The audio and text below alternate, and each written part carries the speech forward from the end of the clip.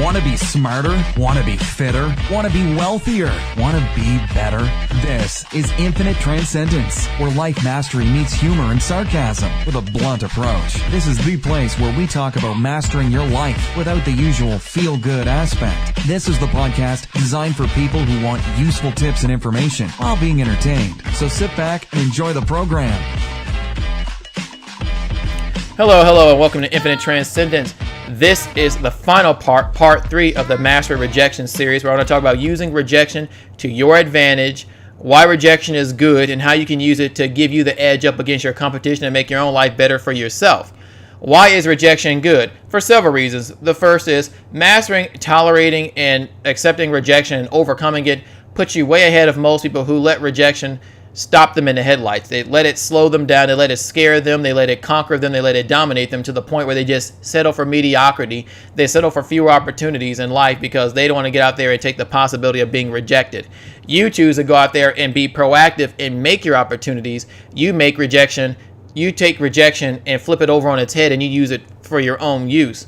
And why is that? Again, you're being proactive. For instance, if you're waiting for somebody to approach you for an opportunity or a business proposal for a relationship or a date or whatever, you're drastically limiting your possibilities. Only people you're going to get are people who choose to come to you. Whereas if you've done some approaching, guy or girl, especially for men, because women don't approach as much, you're making it so you can have a lot more opportunities because you're choosing to take initiative. Even for girls, because a lot of girls say, well, you know, I like this guy and this guy. How can I get this guy to talk to me? How about you talk to him? How about you say hi to him and wave at him? Because guys don't always know you like them. Girls always assume that guys magically know when a girl likes and they can just read their mind, but we can't. And a lot of times girls try to send hints, but the hints are vague. They think they're strong, but a lot of times they're vague, because even I can say, I've talked to a lot of people and strangers and girls, and a lot of them, you know, some girls smile, some girls don't. Some girls wave, some girls don't. Some girls play with their hair. A lot of girls, for me anyways, look down and look away. So a lot of times they're just shy, but a person knows how to read those hints. They may think they just don't want to be bothered.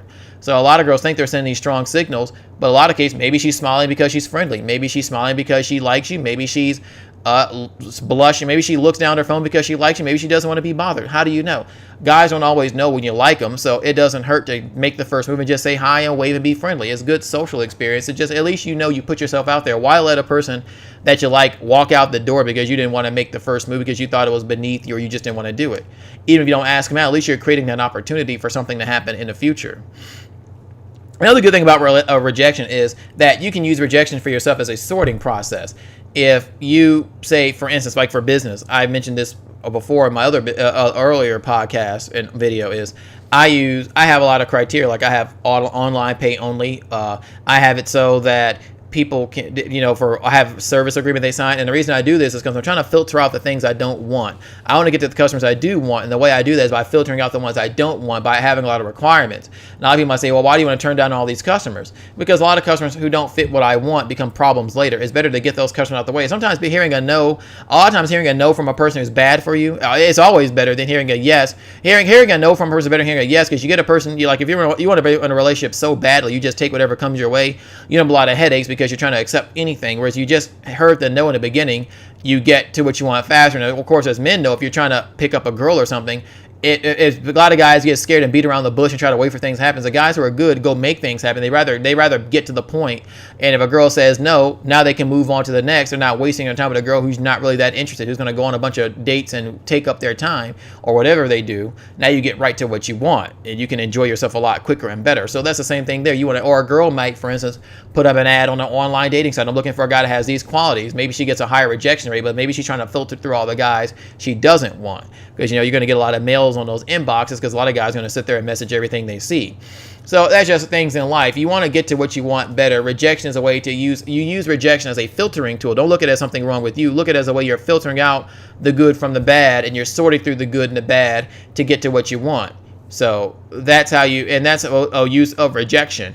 And that also, it lets you become a leader in life instead of a follower. If you want to master your life, you want to become a leader. You want to take charge, take initiative. You want to live life on your own terms.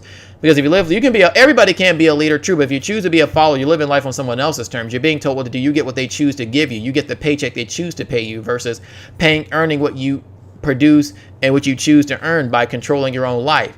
So you want to do that in life, is you want to be a leader and take charge and take initiative and control your own life, control your own destiny. As corny as that sounds, that's what you want to do.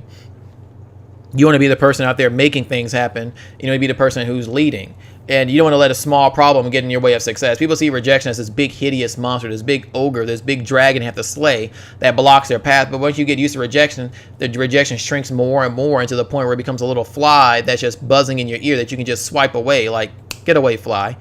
And that's what you want to do, is start to conquer rejection and use it as a fly, and see it as a fly or insignificant versus seeing it, or an ant versus seeing it as a big evil dragon monster that's going to gobble you up, that's going to suck you up and eat you and chew you and spit you out. You want to get past that and conquer that fear of rejection and make your life on the terms of what you want it to be by making your life the best that it can be.